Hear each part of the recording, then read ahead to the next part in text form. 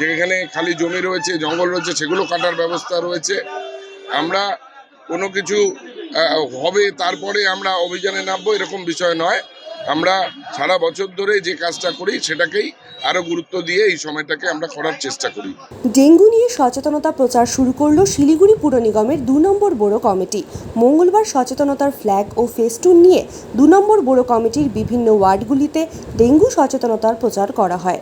এদিন উপস্থিত ছিলেন শিলিগুড়ি পুর নিগমের ডেপুটি মেয়র রঞ্জন সরকার, মেয়র পরিষদ দুলাল দত্ত সহ অন্যান্যরা।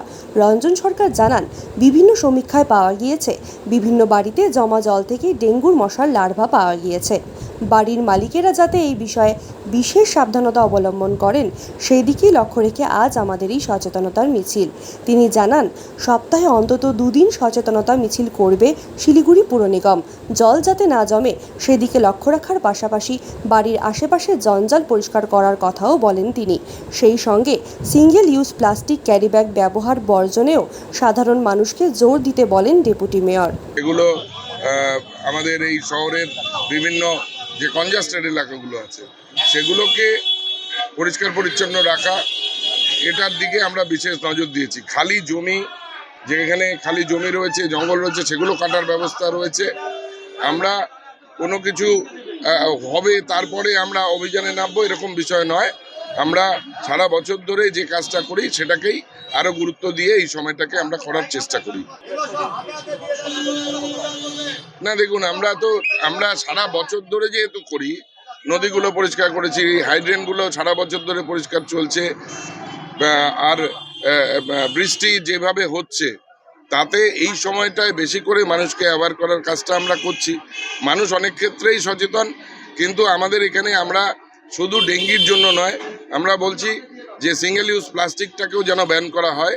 এই প্লাস্টিক যেখানে আটকে যাচ্ছে, সেখানে জল আটকে যাচ্ছে, তাতে কিন্তু আরও এই ধরনের মশাবাহিত রোগ হওয়ার সম্ভাবনা অনেক বেশি হয়ে দাঁড়ায়। তাই আমরা মানুষের কাছে সারা বছর ধরেই আবেদন জানাই।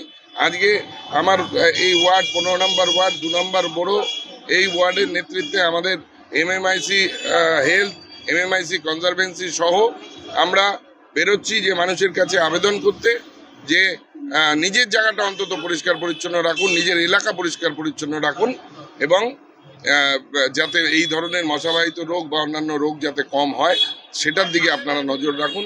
এবং আমাদের যে হেলথ যে ব্যবস্থা, সেই ক্ষেত্রেও আপনারা দেখবেন যে আমাদের প্রত্যেকটা ইউপিএসসিতে এখন ব্লাড টেস্টের ব্যবস্থা রয়েছে এবং 24 ঘন্টার মধ্যে তার রিপোর্ট মানুষের কাছে পৌঁছে যাচ্ছে।